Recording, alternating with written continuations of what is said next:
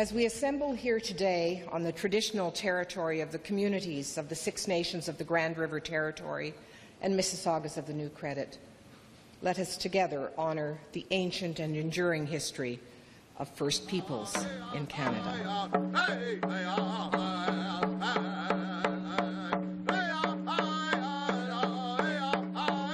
National Aboriginal Day presents us with an opportunity to continue to tell the complete story of Canada. And so today, we celebrate First Peoples and cultures and work towards healing the wounds of the past and creating a better future for all. This marks a significant day for everyone in attendance, not only because it celebrates the 20th anniversary of National Aboriginal Day, but because one of the goals of this gathering is to engage in a dialogue and develop partnerships in pursuit of reconciliation. Canada's Governor-General David Johnston and his wife Sharon joined the Queen's representative in Ontario, Elizabeth Dowdeswell, who hosted the event at the invitation of the Six Nations of the Grand River Territory. Several other dignitaries and national representatives from various organizations were also on hand. Because of the work that was undertaken by the Truth and Reconciliation Commission over the past 6 years, people in this country have become more aware of the residential school era. It's something that's deep in the core of Canada's history. It's something that we have to face up to, and it's something we have to deal with in a constructive, positive, and hopefully open-hearted way as we find a road to reconciliation.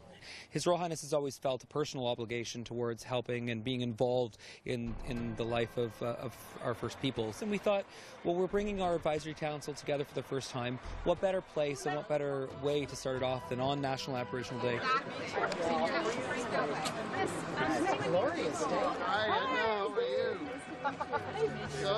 The event was held at the Woodland Cultural Centre in Brantford, Ontario, near the site of the Mohawk Institute, one of only 2 former residential schools that still stands in Ontario.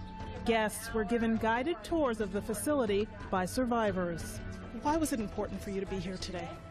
Do you know, I mean, you can, when the apology was made in the House of Commons and you saw victims in the galleries crying, you could read about their stories, but I don't think you had any genuine understanding until you hear from a survivor in this place about the horrific things that happened. And it's incredibly meaningful and powerful to be here and to hear firsthand from people. To me, it's difficult. It's not difficult coming back here. It's difficult just recalling everything, the abuse that happened here with me. As children, you couldn't really escape and go anywhere, and I had nowhere to turn. Historica Canada premiered a powerful new Heritage Minute focusing on this hidden chapter in Canada's history. They forced them to go to the Indian residential school. More than 150,000 of us children had to go. They wanted to change us. Our Father in heaven, hallowed be your name. Hallowed be your name. Thy kingdom come. Thy kingdom come. Thy will be done. Thy will be done. What I learned from the survivors of the residential schools and the people who are committing themselves to, in this case, preserving the school, is the resilience of these people, and that hardship will not keep them down, and that we look forward to a future that will be much better for our children and grandchildren, and these survivors are working towards that. Despite its dark past for more than 100 years, efforts are underway through the Save the Evidence campaign to preserve the site as part of a living museum. If we have people listening to us, important people in Canada that have maybe influence, even with Saving the Evidence campaign, those are the people that need to hear about it. And it sounds to me like they're very sincere and they believe us. Our voices are being heard finally. It seems to be just an ideal moment in time to really have a genuine dialogue about how we live together in the future.